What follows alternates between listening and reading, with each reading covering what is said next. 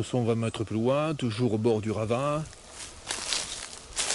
Et là, plein de gravats ont été jetés. Hein. Donc ça, c'est des gravats de morceaux de ciment cassés qui ont été jetés dans la forêt. Ça, c'est un chêne qui fait 50 cm de diamètre, avec d'énormes lierres qui font 15 cm de diamètre, qui n'ont pas été coupés. Hein. On peut voir que le lierre fait énormément de fleurs. Des fleurs butinées également par le citron de Provence, hein, par le citron, les citrons, par plein d'insectes. Enfin, l'été en plus. Donc fleurs très importantes pour la vie des insectes et également pour la vie des abeilles. Les chênes qui poussent à cet endroit, c'est des chênes pubescents. Là. Allez, comme ça, là on voit mieux. C'est pas des chênes pédonculés, c'est-à-dire que les glands sont directement attachés aux tiges. Le chêne pédonculé possède un pédoncule, une espèce de queue qui fait 5 à 8 cm moi. Donc là c'est un chêne pubescent sur les terrains calcaires, des chênes pubescents.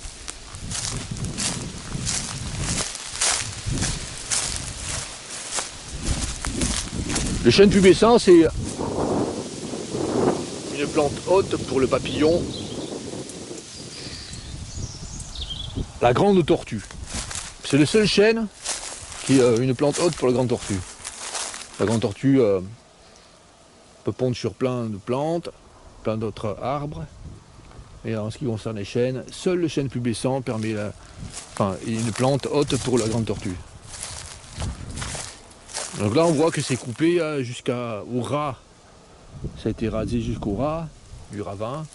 Alors toujours des gravats. Hein. Ça je pense que c'est des morceaux de pierre qui sont jetés, extraits, qui viennent de la vigne. Hein. Quand le gars il est à bourg, quand il y a des pierres, il les sort, il les jette. Bon c'est moins grave, hein, c'est la pierre. C'est la même pierre qu'il y a dans la forêt que celle qu'il y a dans la forêt. C'est moins grave que quand c'est des gravats de ciment.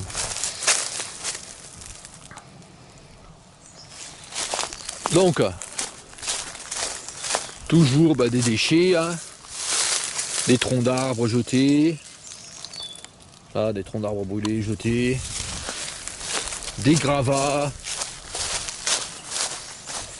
Là, un cormier. L'arbre, le cormier, Sorbus domestica. Nous allons voir un plus loin. Là, il est tout petit celui-là. Nous allons voir un plus loin et nous allons voir ce qu'ils en pensent. Les gens des cormiers à cet endroit. Donc toujours là, plein de gravats. Hein. De mon pied jusqu'en bas où il y a la poche poubelle. Il y a 10 mètres. Hein. Donc des ordures ménagères également. Hein, où souvent les gens ils jettent les feuilles des arbres là, qui ratissent sur le terrain, ils les mettent dans les poches, poubelles, puis ils jettent ça. Je trouve ça très bien. Hein.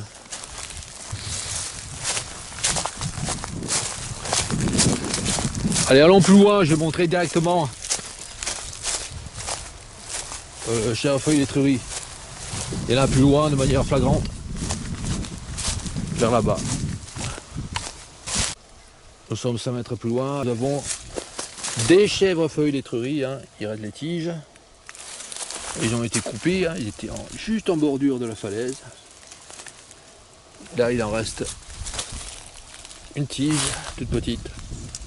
Donc ça fait une tige unique avec quelques ramifications. Une tige qui fait 2 mètres de hauteur environ.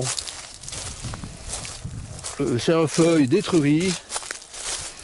Et une plante haute, ah là voilà, chèvrefeuille d'étrurie. Une plante haute pour le papillon, le sylvain azuré. Et encore là, plein de gravats, de pierres, je pense, qui sont extraites de la vigne.